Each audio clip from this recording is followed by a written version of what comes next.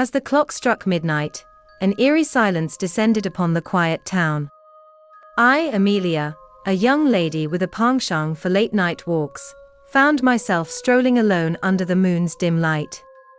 Despite the chilling breeze, a strange compulsion drove me towards the dark, cobblestone streets. My heart quickened with every step I took, and the sense of foreboding grew more palpable with each passing second. Shadows seemed to twist and elongate, morphing into sinister figures that lurked in the corners of my vision. My instinct screamed at me to turn back, but an invisible force seemed to propel me forward. The quaint gas lamps lining the path flickered ominously, casting a dancing dance of light and shadows. In the distance, I could hear the faint echo of footsteps, but every time I turned around, there was no one to be seen. Fear gnawed at me, and I began to walk faster, my footsteps echoing loudly through the otherwise still night. As I rounded a corner, I glimpsed a figure standing at the end of the street. My breath caught in my throat as I strained to make out any discernible features. It was a tall, shadowy figure with piercing eyes that seemed to glow in the darkness. Panic surged through me, and I turned on my heel, desperate to escape its malevolent presence. I took a different route, hoping to lose the figure in the labyrinth of streets. Yet, with each turn, it appeared before me again, as if it were toying with my mind. Fear began to consume me entirely, my every instinct telling me that I was being hunted. Unable to bear it any longer, I mustered my courage and called out, "Who are you? What do you want from me?" My voice wavered, betraying the fear that gripped my soul. Silence followed, and for a moment, I thought perhaps I had imagined it all. But then, a haunting chuckle resonated through the night, chilling me to my core. "You can't escape," a voice whispered, its icy breath brushing against my ear. Terror now took full control, and I ran as fast as my trembling legs could carry me. The streets seemed endless, an endless maze of darkness and fear. I knew not where I was going, only that I had to get away from that malevolent presence. My heart pounded in my chest, and my breath came in ragged gasps. Finally, I burst out onto the main road, where the distant glow of streetlights offered some solace. But when I looked back, the figure was nowhere to be seen. As I rushed home, I couldn't shake the feeling that I was still being watched. The shadows seemed to move, whispering sinister secrets that sent shivers down my spine. That night, I locked myself indoors, vowing never to venture out alone again. To this day, I still wonder what malevolent entity I encountered that night. Some say it was a restless spirit, others a dark creature lurking in the night. Whatever it was, I can never forget the bone-chilling horror that unfolded during that fateful walk alone at night. And now, the streets are forever haunted by the terror that I can never fully escape. The rain pelted down relentlessly, turning the night into an eerie symphony of thunder and darkness. Sarah, a young lady, tightly clutched her umbrella and hurried through the deserted streets towards her home after a long day at the office. The amber glow of street lamps flickered eerily, casting strange shadows on the wet pavements. As Sarah walked, a feeling of unease washed over her. It wasn't just the storm that gave her shivers down her spine, it was an inexplicable sensation that someone, or something, was watching her. Trying to brush off the feeling, she quickened her pace, her heart pounding in her chest. A long, narrow alley loomed ahead, and Sarah hesitated for a moment, contemplating whether to take the longer route, or risk a shortcut through the shadowy passage. Unwilling to be caught in the relentless rain, she reluctantly ventured into the dimly lit alleyway. The air within the alley felt heavy and oppressive. Sarah could barely see anything beyond a few feet in front of her. Her footsteps echoed eerily, and every distant rumble of thunder sent a shiver down her spine. Each passing moment seemed to stretch into an eternity, as she made her way through the darkness. Suddenly, Sarah heard a soft whisper, almost like a distant echo. She stopped dead in her tracks, straining her ears to discern its source. "Sarah! Sarah!"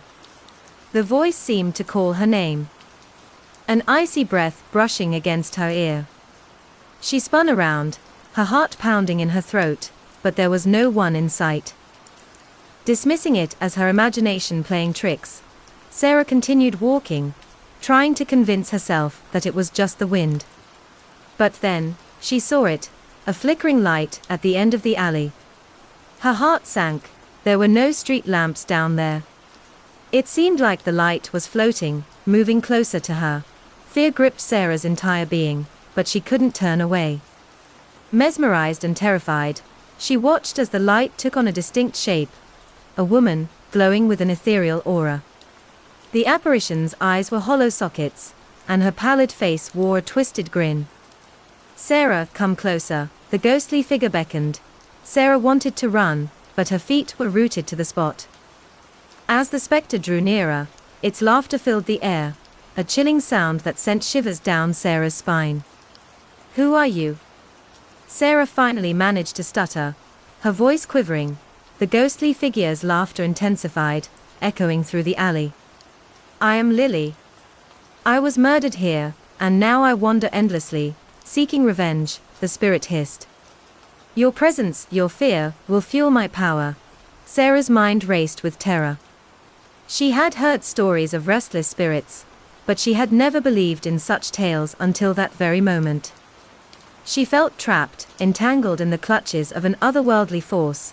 Summoning all her courage, Sarah mustered a plea. "Please. I mean you no harm. Let me go." But the apparition grew angrier, her face contorting into a menacing grimace. "You cannot escape me," she screeched, and a gust of freezing wind enveloped Sarah, threatening to swallow her whole. In that desperate moment, Sarah remembered something she had read about restless spirits. Clenching her fists, she shouted, "I won't be fuel for your hatred. Leave this place and find peace."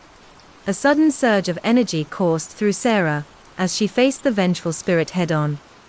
The ghostly figure wailed, its form trembling, and then slowly faded away into the darkness, leaving Sarah gasping for breath. With trembling legs, Sarah stumbled out of the alley and ran home, vowing never to take that path again. She couldn't shake the haunting memory of what she had encountered that night. From then on, she became a firm believer in the supernatural, the inexplicable horrors that lurked just beyond the veil of reality. To this day, the tale of Sarah's encounter with the vengeful spirit of Lily haunts those who dare to walk the same path at night. And as the rain continues to pour, locals whisper stories of the alleyway's cursed history, warning each other to avoid the haunted homeward path at all costs. The clock struck midnight, as I found myself alone on the deserted streets of London. The soft glow of streetlights did little to illuminate the darkness that enveloped me, and an eerie silence hung in the air. The hairs on my neck stood on end, and my heart pounded like a relentless drum. I had lost track of time, engrossed in a ghostly novel at a nearby cafe. But now, with no cabs in sight and a long walk ahead, I had no choice but to brave the chilling night alone. As I began my journey, the cobblestones echoed with the haunting sound of my footsteps. Every rustling leaf, every whispering breeze, sent shivers down my spine. I tried to keep my composure, convincing myself that it was just my imagination running wild. However, my fears escalated when I noticed a shadowy figure following me from a distance. My heart raced, and I quickened my pace. The figure seemed to mimic my every move, growing closer with each step. Panic consumed me, and I struggled to maintain my calm facade. Desperate for safety, I entered a dimly lit alley, hoping to lose my pursuer. But the narrow passage felt like a trap, with the walls closing in on me. I turned around to find the figure now inches away, shrouded in darkness. "Who's there?" I called out, my voice quivering. No response, just a chilling silence. The figure stepped into the dim light, revealing a grotesque face, distorted and disfigured. Terror seized my soul, and I knew I had stumbled upon something beyond comprehension. Summoning all my courage, I fled the alley and ran through the maze-like streets. But the sinister presence pursued me relentlessly, growing closer with every turn. My heart pounded in my ears, the world around me a blurred nightmare. Gasping for breath, I reached an old cemetery, a place I never thought I'd find refuge. The iron gate creaked as I forced my way in, seeking solace amidst the forgotten graves. The silence of the graveyard was deafening, and the moon's eerie glow heightened the sense of desolation. As I hid behind a moss-covered tombstone, the air around me turned icy cold. I heard whispers, indistinguishable yet hauntingly familiar. The restless spirits of the graveyard seemed to awaken, their mournful cries mingling with the rustling leaves. My heart sank as I realized the chilling truth. The figure haunting me wasn't some mere mortal, but an entity from beyond the veil, a malevolent force seeking to ensnare my soul. I knew I had to face this darkness head-on. My trembling hands reached into my bag and found a necklace adorned with a small, glimmering cross. Clutching it tightly, I mustered all my courage and confronted the figure. "Leave me be. I am not yours to take," I cried, my voice quivering but firm. A ghastly wail echoed through the cemetery, and the figure convulsed in torment. The cross in my hands seemed to emit a faint, protective light, repelling the sinister force. The spirits around me seemed to rally, their ethereal presence lending strength to my plea. With a final scream, the figure retreated into the darkness, leaving behind an air of solemn stillness. The cemetery returned to its tranquil state, and I knew I had triumphed over the malevolence that had pursued me. Exhausted and shaken, I emerged from the cemetery and resumed my walk home. The night had taught me the true meaning of fear. But it also showed me the strength that lies within us when faced with the unknown. As I reached the safety of my doorstep, I turned back one last time, thanking the spirits that had come to my aid. From that night on, I never ventured alone after dark, forever mindful of the haunting shadows that lurk beyond the veil of reality.